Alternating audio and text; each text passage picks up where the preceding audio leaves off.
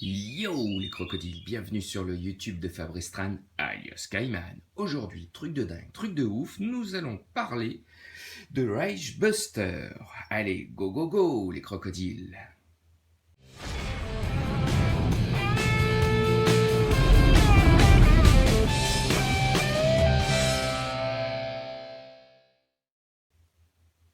Alors, Rage Buster, c'est quoi? C'est un jeu de 1 à 4 joueurs qui a été proposé sur Kickstarter par la société Mythic Game. C'est un jeu coopératif qui se joue pendant la Deuxième Guerre mondiale et qui vous permettra de jouer une équipe de héros qui va partir à la destruction de nazis. Donc ce premier opus se déroule dans un château, et oui j'ai bien dit premier opus car il risque d'avoir une suite, je l'espère du moins. Donc nous allons découvrir ce jeu ensemble, voir comment il se présente. Ça va être pas vraiment un unboxing parce je vais plus vous faire une présentation des figurines. Nous allons en parler ensemble de ces figurines. Nous allons aussi parler un peu du jeu, des règles du jeu, de la polémique qu'il y a eu autour, de ce qui va pas. Et aussi, je vais vous faire la présentation d'un insert que j'ai créé pour le jeu. Et je vais vous le proposer aussi si vous êtes intéressé pour l'acquérir, l'acheter, c'est possible, je peux réaliser des inserts pour vous. Donc, nous allons voir ensemble ce qu'il y a dans ces boîtes de Rage Buster. Donc, nous allons commencer tout simplement, hop, à l'endroit c'est mieux, par cette petite add-on. En fait, c'était une add-on qui nous proposait des portes. Et j'étais surpris parce il y en avait qui étaient vraiment grandes, elles sont vraiment superbes. Il n'y a rien à dire, c'est vraiment très beau. Donc, hop, regardez ça, avec cette ouverture et tout, c'est super sympa. Sans lave entièrement, hein. Pas de souci. J'aime beaucoup, je trouve ça très très joli. Et après, donc il y en a deux, hein, comme ça, et puis après il y a plein de petites portes. Et en plus, ce qui est sympa, c'est que au niveau des portes, il y a plusieurs designs différents. Donc on va voir si je vous trouve ça. Ouais, par exemple, il y a celle-là. Super sympa. En plus, ça s'ouvre super bien. Ça peut être utilisable pour des tonnes de jeux. Moi, je vais l'utiliser pour Invader, par exemple. Tiens, je crois que c'est un autre type de porte. Voilà, porte simple. Et voilà, elles sont vraiment sympas, elles sont bien foutues. Elles sont vraiment cool, j'aime beaucoup. Donc ça, c'était la petite présentation des portes. Ensuite, donc en fait, moi, ce que j'ai fait pour pimper ma boîte, je mets en fait tout le matériel dans la boîte de base de Rage Buster. Et dans la boîte du projet X, je mets les figurines de la boîte de base plus les tuiles. Et en fait, la figurine de projet X, en fait, la figurine était beaucoup plus petite que la boîte. Et donc, je vais juste lui faire une petite boîte à sa taille qui sera à part. Donc, du coup, quand tu sors ton jeu, que tu vas jouer juste avec le jeu de base, tu auras juste à sortir ta boîte avec tout le matériel et ta boîte avec les figurines. Et ce qui sera bien plus pratique. Puis après, si tu veux les extensions, tu prends ta boîte d'extensions. Il n'y en a pas des tonnes en plus, donc ça va vite. Donc voilà, donc on va regarder déjà tout ce petit pack de tuiles. Donc voilà, là c'est la boîte où j'ai rangé le matériel. Enfin, les figurines et le plateau de jeu et les bouquins. Donc on va regarder déjà dans un premier temps les tuiles. Voilà. Donc en fait, toutes les tuiles, il y a un côté château et puis il y a un côté souterrain. On retrouve ça sur toutes les tuiles du jeu. Vous voyez, c'est tout identique de ce côté-là. Et de ce côté-là, on retrouve un peu une petite ambiance souterraine. Alors, il y avait des gens qui ont critiqué, qui avaient fait la remarque que la couleur des tuiles était pas la même par rapport au proto. Enfin, je sais pas. Personnellement, moi, ça me dérange pas du tout. Je trouve les tuiles très très jolies. elles me plaisent, ça me convient bien, j'aime beaucoup l'ambiance là. Et du coup, bah donc vous avez les tuiles, les bords sont entièrement noirs, et selon le scénario, on va placer les portes au bon endroit.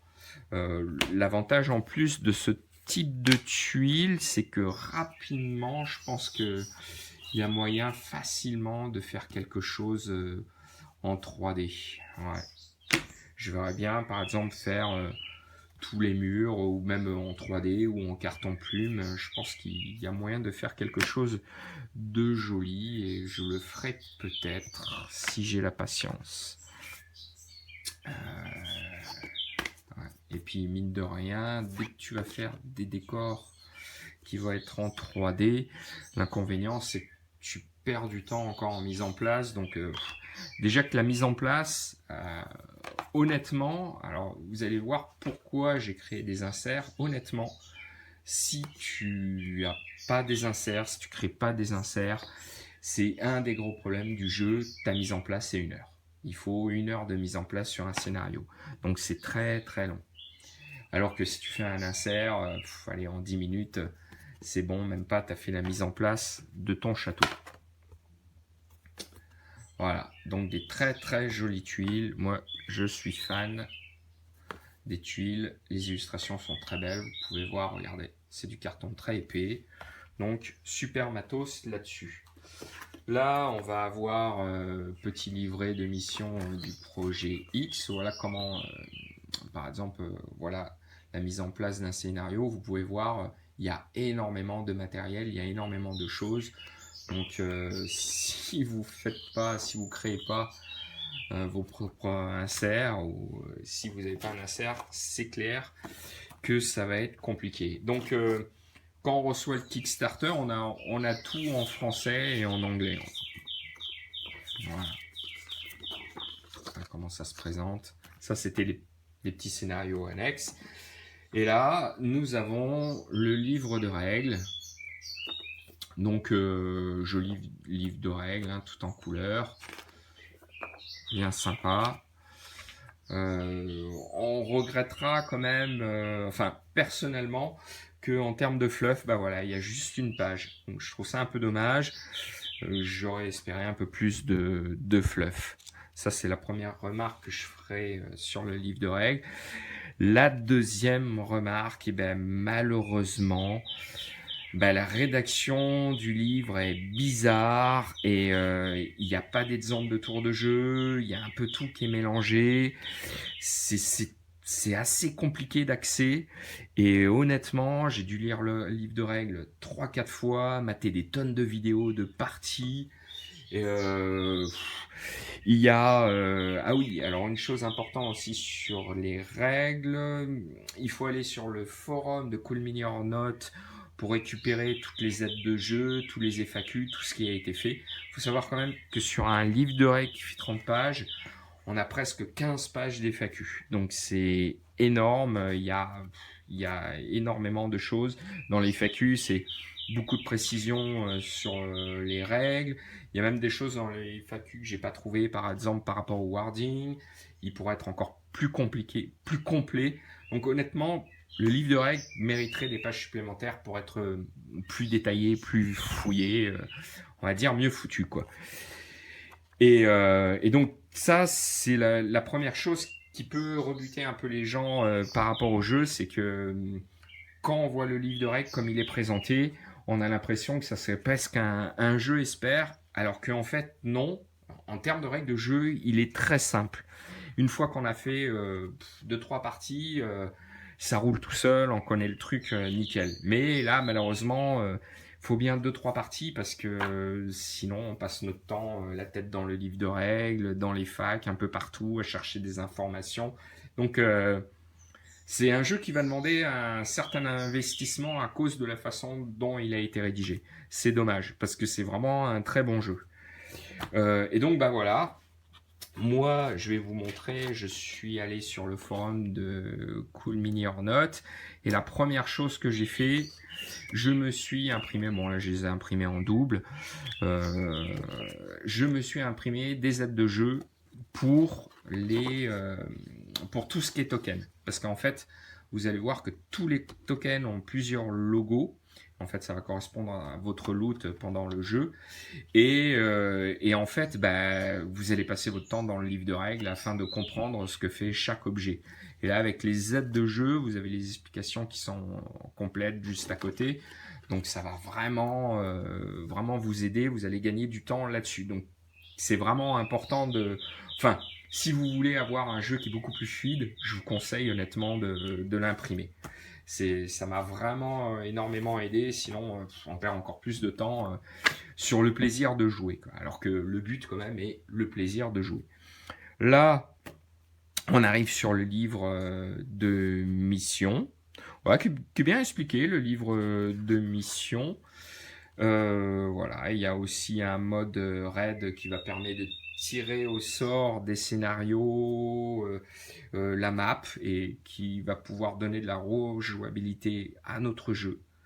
Car en fait, un autre petit problème aussi à ce jeu, c'est qu'il y a très peu de scénarios. Je crois que sur le all-in complet, on a peut-être 8-9 scénarios maximum, ce qui fait que ça va très vite. Ça va très vite, on a vite fait le tour des scénarios, et heureusement qu'il y a ce mode raid. Donc, comme toujours, la communauté a commencé à sortir une petite campagne qui est bien sympa, que vous pouvez trouver sur le forum de Cool Mini Aeronaut. Et aussi Mythic Game a promis qu'ils allaient aussi nous fournir gratuitement une nouvelle campagne. Donc ça, c'est sympa. D'ailleurs, Mythic Game a été assez réactif sur les facs et tout, mais il y a encore beaucoup de boulot, et j'espère que voilà, qu'il y aura un plus. Et c'est dommage parce que c'est un jeu qui a beaucoup de potentiel, et c'est dommage qu'il y ait eu des erreurs de traduction, qu'il y ait eu des erreurs sur des cartes, sur des numéros de tuiles. Enfin, il y a eu pas mal de problèmes, quoi, en fait, sur le jeu. Et j'espère que tout sera corrigé rapidement, et apparemment on risque de recevoir plus tard, peut-être à 1.5, je sais pas, enfin on va savoir comment ça sera fait, un correctif par rapport à tout ça. Aussi sur les scénarios, apparemment il y a eu des numéros de tuiles qui étaient pas bons aussi, qui sont dans la fac, on en parle, mais au final je me rends compte que en termes de jeu, ça n'a pas une réelle importance, et tant que la tuile est de la bonne forme, l'illustration n'a pas vraiment d'importance. C'est vrai que moi, quand je mets ma map, je regarde que je prends les bonnes tuiles à la bonne forme, et voilà, quoi. Pas plus, je me prends pas plus la tête que ça. Donc en fait, en termes de jeu, vous allez à chaque mission, vous avoir les objectifs qui vont être décrits. Vous allez avoir une carte comme ça qui vous donne en fait tous les personnages qui vont être PNJ qui vont être utilisés par rapport à la mission. Il va y avoir aussi le listing des personnages que vous allez pouvoir utiliser. Et vous avez la mise en place du château. Et en fait, comme vous pouvez le voir, il y a énormément de matériel sur la mise en place d'un scénario. Donc c'est pour ça que ça prend du temps, et en fait vous allez voir, il y a une quantité monstrueuse de matériel, et si vous n'avez pas un insert, c'est interminable, quoi. Donc il y a pas mal de scénarios. Enfin, pas mal de scénarios, il y en a 6 voilà, dans le premier livret, comme je disais. Ouais, en fait, c'est pas mal, mais justement, ça mériterait d'en avoir un peu plus. Et voilà. Et là, après, on arrive sur les scénarios raid, c'est quand on va tirer au sort nos scénarios. Là, ça nous montre la mise en place, les possibilités de mise en place.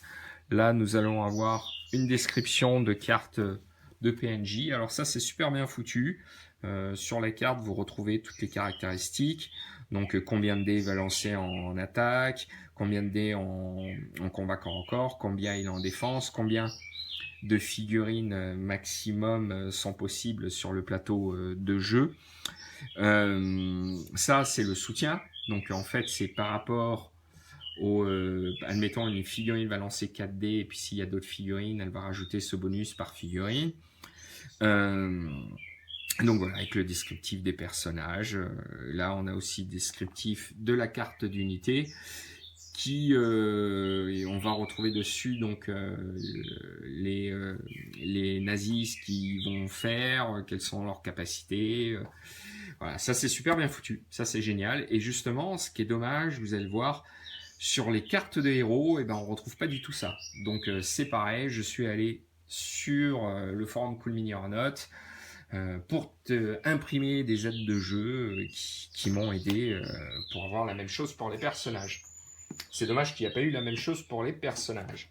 Donc, maintenant, le nerf de la guerre, nous allons, hop, voir en termes de figurines ce que nous trouvons.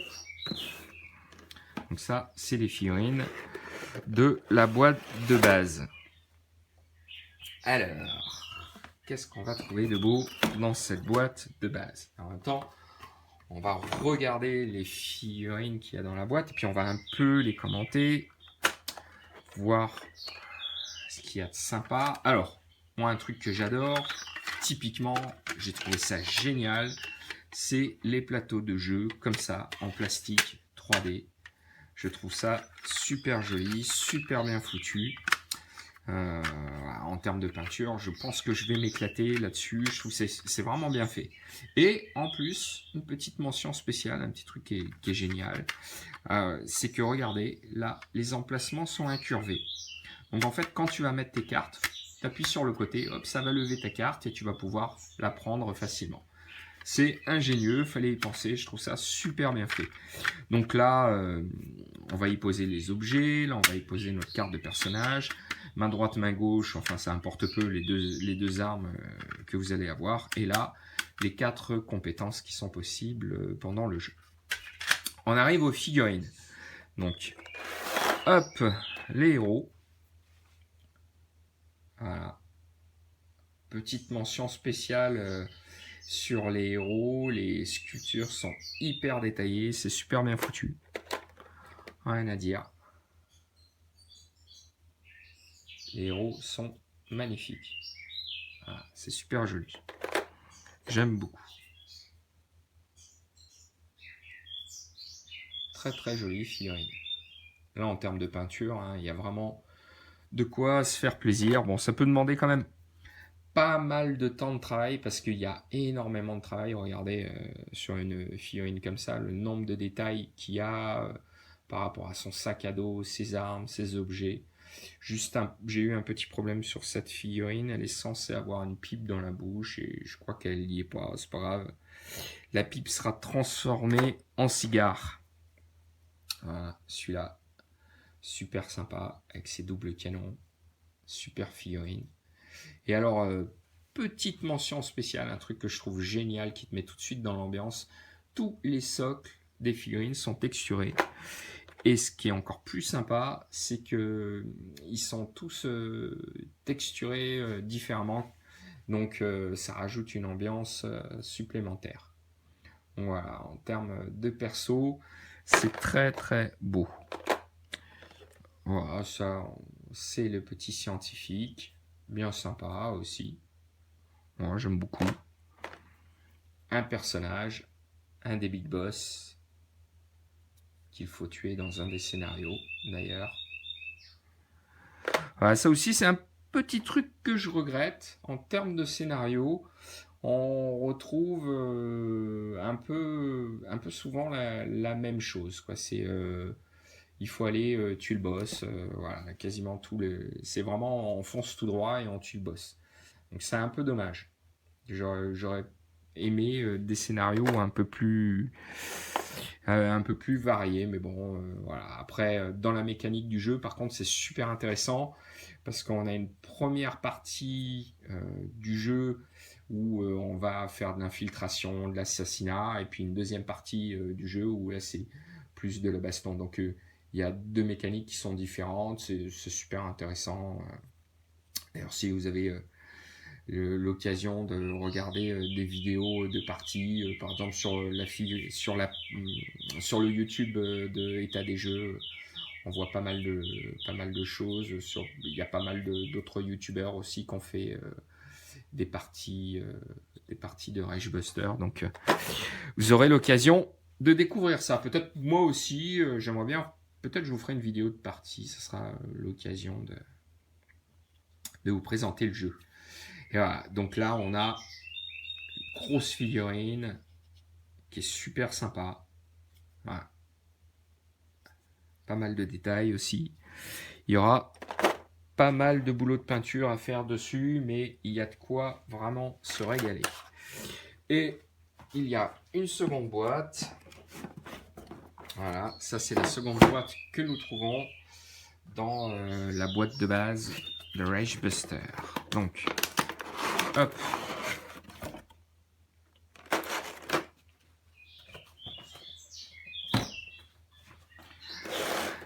De gros racks de figurines. Ça c'est toujours ce qui est génial avec Mythic, ils sont toujours généreux en termes de figurines. Il y a de quoi se faire plaisir. Voilà, ça c'est des petits robots bombes. Une vraie plaie en jeu, je vous assure. Quand ça se détruit, ça fait un point de dommage à tout le monde. C'est bien pénible. Et puis en plus, ça bouge vite. Et aussi, il bouge vite, il tape fort. Et la figurine a un move, une dynamique incroyable. Je suis super fan. Voilà, donc là, il y a encore des scientifiques, on les a vus tout à l'heure. Là, gros nazi en armure, bouclier, marteau. Je n'ai pas encore joué contre lui. Pour l'instant, j'ai fait que le premier, le deuxième scénario. Je les ai joués. Le premier scénario, je l'ai fait 3 fois. Le deuxième scénario, j'ai fait 2 fois. Afin de vraiment bien m'intégrer des règles. Et voilà, et là, c'est toute une rangée de zombies. On les a vus tout à l'heure. Un peu moins détaillés, les zombies. Même, c'est marrant, dans la qualité du plastique et dans la qualité des figurines, les héros ont une qualité qui est plus poussée que par exemple ceux-là, quoi. En termes de sculpture, la qualité est vraiment différente. Mais bon, ça fait le taf, hein. C'est très très joli. Là, le soldat de base. Voilà. Par contre, alors ils sont très jolis, hein. C'est juste qu'en fait, on va se retrouver avec 16 fois le même. Donc à peindre, wow, ça va être pénible à peindre 16 fois la même figurine. Là, un petit chien, super bien fait, le berger allemand. Donc j'aurais bien voulu avoir des poses différentes pour varier un peu les plaisirs. Mais bon, c'est pas grave. Là, une expérience qui a été réalisée par les nazis.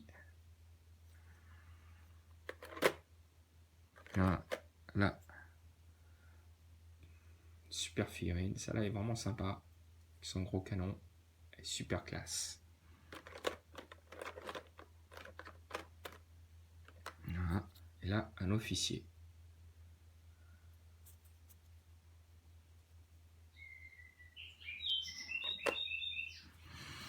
Et bah voilà, j'ai fait les 2 racks. On va pouvoir passer aux boîtes suivantes. On attaque la suite avec la boîte de stretch goal. Ça aussi, j'adore. Je trouve ça très sympa d'avoir une boîte de rangement pour les stretch goals. C'est super sympa de leur part. Donc, il y a un scénario dedans. Voilà. Puis en français et en anglais, comme toujours.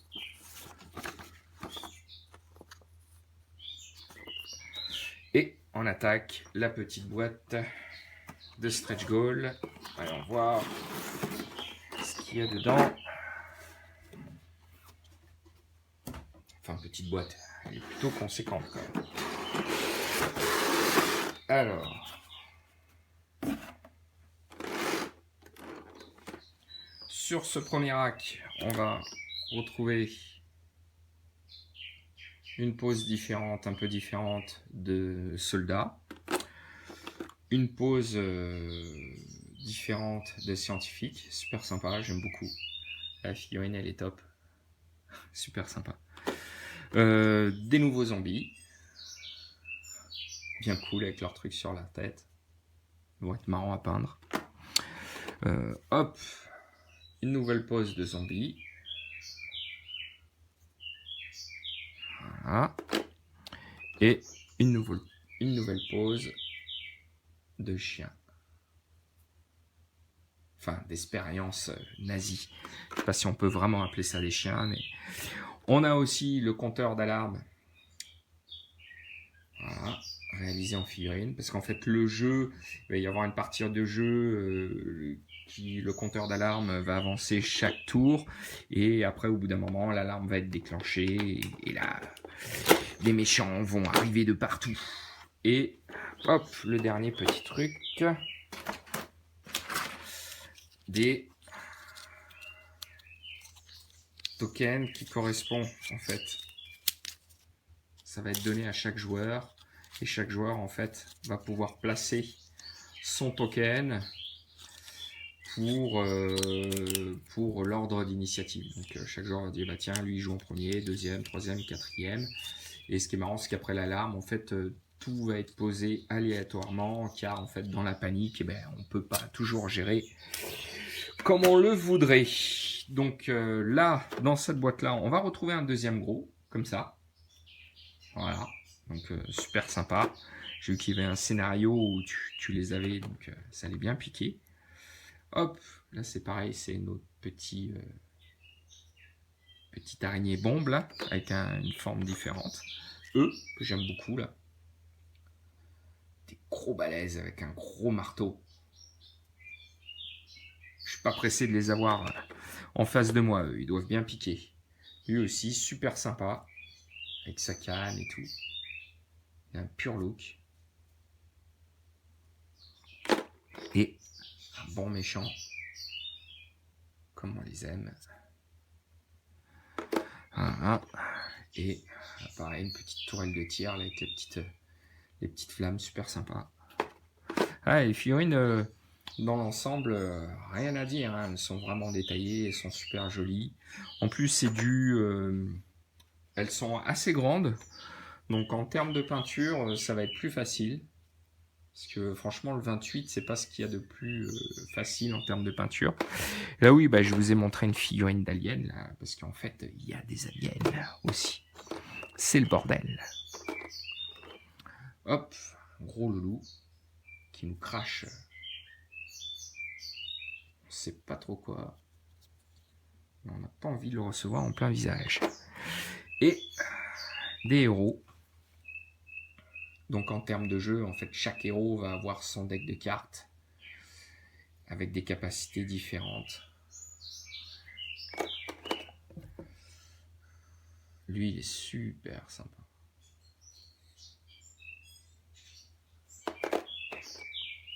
Hop.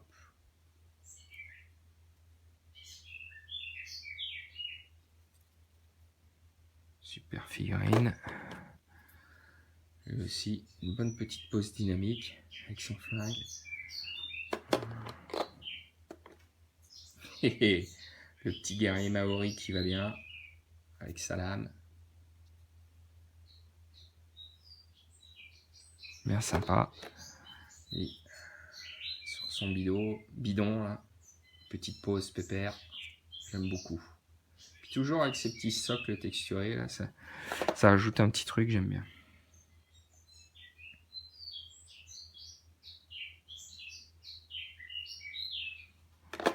Voilà. Le médecin du groupe, ça peut servir. Car on a vite fait de prendre des blessures. À ce jeu, si on fait pas gaffe, ça peut être vite désastreux. Le jeu est pas évident. Enfin, c'est pas qu'il est pas évident, c'est qu'en fait, faut bien saisir la mécanique et faire les bonnes actions au bon moment et être sur les bonnes cases au bon moment. Et après, une fois qu'on a chopé le bon truc, bah, ça va. Il y a un peu cet effet, moi je le vois quand j'ai joué le scénario 2, la première fois je l'ai perdu. Et il y a un peu cet effet où tu vas réfléchir après à la mécanique et tu vas te dire ah bah tiens, prochaine fois on va le rejouer mais on va faire ça différemment, on va se placer là, là, là. Et puis c'est comme ça qu'on progresse dans les scénarios. Alors, bah pour cette boîte c'est fait, on va attaquer la suivante. Donc, ça, c'était une extension qui nous permet de jouer sur un autre plateau de jeu avec plein d'aliens. Donc, on va voir un peu ce qu'il y a dedans. Donc, voilà, un livre de mission en anglais et en français. Il y a des nouveaux pions qui nous seront proposés, avec aussi des nouvelles salles, et évidemment des nouvelles règles par rapport à cette extension, des jolies illustrations, et voilà, une mission, une deuxième mission, une troisième mission, quatrième mission, et là après c'est le placement raid, jolie illustration. Voilà.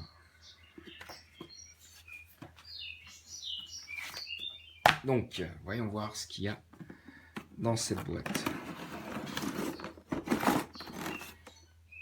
Alors, déjà il y a les tuiles, donc je ne vais pas toutes vous les montrer, je vous en montrer quelques-unes. Voilà, celle-là est jolie. Alors, c'est vrai que certaines tuiles, c'est vraiment très très foncé, et on a même du mal à voir s'il y a une délimitation ou pas. C'est pas évident. Bon, c'est l'ambiance qui veut ça, je pense.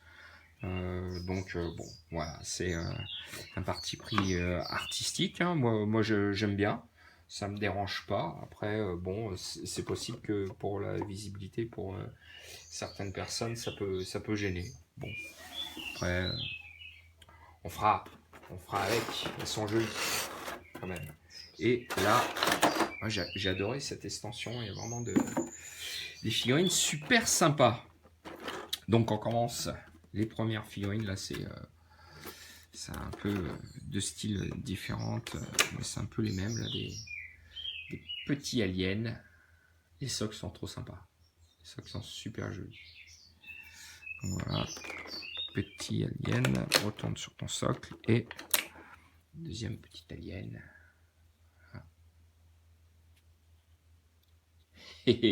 Ça va être marrant. Ça va être rapide à peindre et ça va être cool. Petit lavis, enfin sous-couche génitale, enfin sous-couche noire, zénitale de blanc, petit lavis, 2-3 petites finitions et hop, là, des gros bonhommes blancs. Je sais pas si on se rend compte, mais par rapport à un piéton de base, la figurine est plus grande, hein, une sacrée taille. Super sympa. Cette boîte, il n'y a que des figurines que j'aime beaucoup. Voilà, eux aussi. J'ai hâte de voir en termes de jeu ce que ça va donner. Et à lui qui est vraiment fantastique, je suis super fan.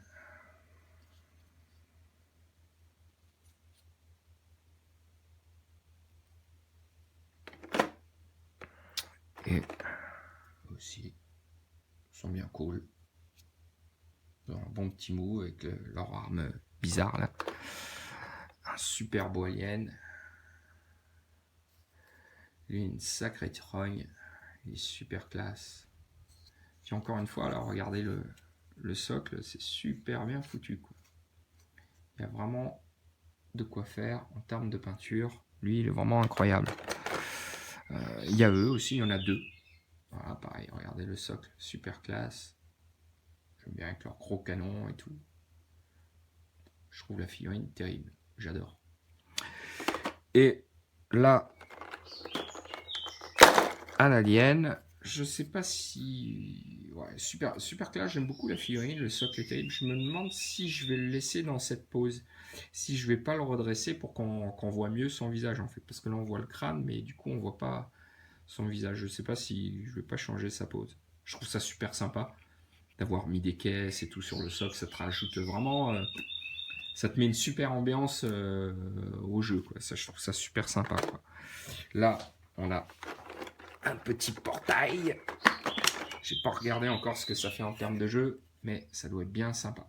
Ça, pareil, c'est carrément le type de matériel là, que je pourrais mettre sur mon Zombicide Invader pour faire une zone de pop. Là, ça peut être super sympa, quoi. Il y a pas mal de trucs que je pourrais utiliser pour mon zombicide d'ailleurs. En termes de monstres et tout, il y a moyen de se faire plaisir.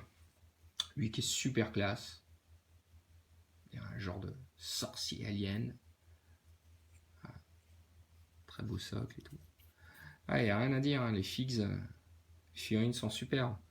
Là pareil, en termes de pointure et tout, il y a moyen de se faire plaisir. Et un gros loulou que j'adore, qui est super beau. Voilà. Là, il est énorme, hein, regardez par rapport à la taille de ma main. Il fait ma main. Il est vraiment gros. Juste, petit problème, et on retrouve ça souvent sur certaines figurines de Mythique. J'ai eu le même problème sur certaines figurines de Jeanne of Arc. Au niveau des tirages sur les grosses figurines, des fois c'est pas top. Là par exemple, si on voit la version officielle, là il y a plein d'amas de chair qui rejoint le visage et tout. Et là qu'on retrouve pas, là on le retrouve plus. Donc bon, c'est dommage, mais après c'est pas grave, avec de la green stuff, je vais faire mes 2-3 petites modifications et ça fera le taf. Puis une fois peint, celui-là, il y a moyen d'en faire un truc incroyable. Lui pareil, je le verrai trop bien, je m'en ferai bien une abomination à Zombicide, je le ferai d'ailleurs. Et donc voilà, ça c'était la boîte Alien. Je vais vous montrer aussi directement. Ouais, attends, je vais pousser quand même la boîte Alien pour vous faire de la place. Il y avait donc la boîte Projet X, mais qui m'a servi à mettre mon matos. Et dans cette boîte, il y avait cette grosse figurine. Bon, qui est énorme, qui est monstrueuse. Pareil, toujours avec un socle super bien décoré. Une pièce super sympa. Et donc voilà, comme je disais, on retrouve le problème de tirage sur les grosses figurines. C'est que en fait, déjà tout le monde, là, regardez sur la plaque, normalement on devrait avoir la même chose. Là, ce que vous avez là en termes sur la plaque, il devrait être là. Donc là, il y a un problème de tirage. Donc il va falloir limer toute cette partie pour refaire ce côté-là. Ou alors resculpter un peu ces amas de chair qui déborderaient là-dessus pour faire cache-misère. Même pareil, si on voit sur les visages, en termes de tirage, on n'a pas la finesse de tirage qu'on retrouve sur les héros, par exemple. Il y a une différence de qualité. Donc ça, c'est peut-être un problème tout simplement lié au fait de pouvoir tirer une grosse pièce comme ça, plastique, aussi bien, c'était pas possible d'avoir la même qualité. Et ça, c'est possible, hein, c'est des contraintes techniques. Là, bon bah, on n'y peut rien. Mais par contre, je trouve que voilà, la pièce, elle en impose énormément. En termes de jeu, elle est marrante en plus parce que elle a des règles du torse, des jambes, des bras, de la tête. Et en fait, tu vas pouvoir détruire chaque partie de la figurine. Enfin, j'ai hâte de faire le scénario de cette grosse figue. Ça va être quelque chose d'incroyable. Mais bon, faut que je la peigne, bordel. Faut que je la peigne. Donc voilà, ça c'était en termes de figurines. Et là, maintenant, je vais vous présenter mon insert que j'ai créé pour le jeu. Donc voilà, j'ai utilisé la boîte de base de Reichbuster pour en faire ma boîte de rangement de tout le matériel. En fait, vous allez le voir, le truc qui est fou dans ce jeu, c'est la quantité monstrueuse de matériel. Et en fait, si tu n'as pas un insert, si tu fais pas un insert, et ben, franchement, pour le moindre scénario, c'est 1 heure de mise en place. C'est complètement fou. Donc en fait, j'ai utilisé du carton plume et de la colle à chaud et un bon petit cutter. Et voilà, j'ai fait tous mes espaces de rangement pour toutes les cartes d'alarme, de blessures, les cartes des scénarios aliens, les cartes d'apparition d'ennemis, les cartes de pions victoire quand vous allez nettoyer une tuile. Quand tu tues 4 ennemis en fait sur une tuile, que tu débarrasses la tuile, tu vas gagner un pion comme ça qui va te permettre d'avoir des relances. Ça, c'est les pions que tu vas mettre sur les zones de pop. Et voilà, bon, tu as divers pions de jeu. Donc, hop, voilà, le premier insert.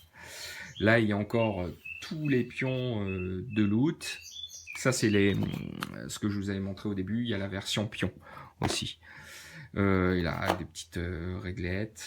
Là, il y a là, j'ai mis des petits pions qu'on retrouve dans certains scénarios. Et là, on retrouve nos armes. Donc, vous avez vu, il y en a une quantité monstrueuse. J'ai fait une petite séparation ici pour mettre, en fait, là devant, juste les armes de la boîte de base. Là, on retrouve tous nos pions compétences. Vous voyez, il y en a plein. Et pareil, j'ai fait une séparation là. Donc ça, c'est tous les pions de la boîte de base. Donc comme ça, quand on sait qu'on joue avec la boîte de base, hop. Je pourrais faire plusieurs séparations. Il y aurait la possibilité de faire ça. Quoi. Là, il y a tous les pions, donc, comme je vous disais, de loot.